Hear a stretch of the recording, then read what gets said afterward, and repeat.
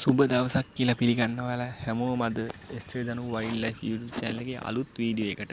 ඉතින් යාළුවනේ ඔන්න මම අද ගෙනල්ලා තියෙන්නේ අපි නිරන්තර දකින්න මොනරා ගැන විස්තරයක්. ඉතින් මේ මොනරා ගැන අපි කතා කරොත් මෙයාලා පක්ෂීන් අතර අනික් පක්ෂීන්ට වඩා ගොඩක් වෙනස් අලංකාර පක්ෂියෙක්.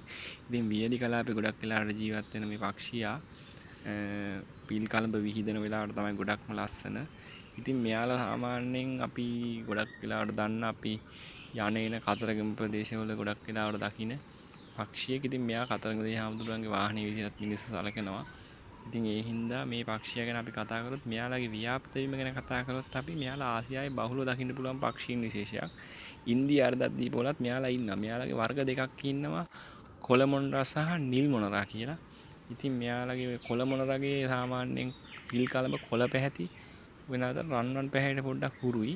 නිල් මොනරාගේ නිල් පාට පරලක් තියෙන නිල් පාට පිල් විදහා තියෙන්නේ. මෙයාලගේ සාමාන්‍යයෙන් ඇසක හැඩයට තමයි පිල් අතර තියෙනවා නිකන් ඇසක හැඩයට වගේ පිහිටීමක්. ඉතින් මේ මොණ්ඩා සාමාන්‍යයෙන් ලංකාවේ අපිට දකින්න පුළුවන් ගොඩාක් වෙලාවට හම්බන්තොට මොණ්ඩාගල තනමල්ලි අනුරාධපුර වගේ ප්‍රදේශවල. ඉතින් ඒ වගේම තමයි මේ මොණ්ඩාගේ පිල් කලඹ ගැන අපි කතා කරනවා නම් සාමාන්‍යයෙන් ගැහැණු සත්තුන්ගේ පිල් කලඹ පිරිමි සත්තුන්ගේ පිල් කලඹට වැඩිය ගොඩක් කොටයි.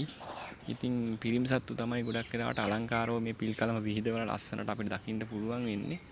ඉතින් මෙයාලා ආහාරයට ගන්න ගොඩක් වෙලාවට ඉතින් පොඩි පොඩි කුමි සත්තු සර්පයින් ආහාරයට ගන්නවා මෙයාලා. ඒ වගේම ගස්වල පත්‍ර බීජ වර්ග මෙයාලා ආහාරයට ගන්නවා මේ සත්තු.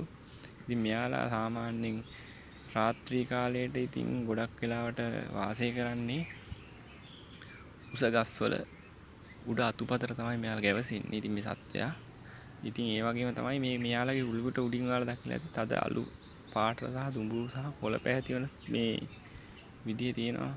එක එක සත්ත්වයන් වෙනස් වෙන. ඒ කියන්නේ මොනරට වෙනස් පිරිමි සතාට වෙනස් වෙනවා. සෙබළට වෙනස් වෙනවා. ඒක මේක අර ඔටුන්නක් වගේ වල දක්ලා ඇති ඔළුවේ තියෙනවා. ඉතින් එහෙම තියෙනවා. ඉතින් ඒ වගේම මේ සත්වයා ගැන අපි කතා කරනවා නම් ඉතින් තවදුරටත් මෙයාලා ඇවිල්ලා සාමාන්‍යයෙන් අපේ ලංකාව වැරුණාම තව ජීවත් වෙනවා කොංගෝ නිම්නය ආශ්‍රිතවත් මේ සත්වයින් ජීවත් වෙනවා. ඉතින් මේ සත්වයා ගොඩක් වෙලාවට අපේ ආගම දහමත් එක්කලා ගොඩක්ම ළඟින්ම ලැබියාවක් තියෙන සත්වෙක්.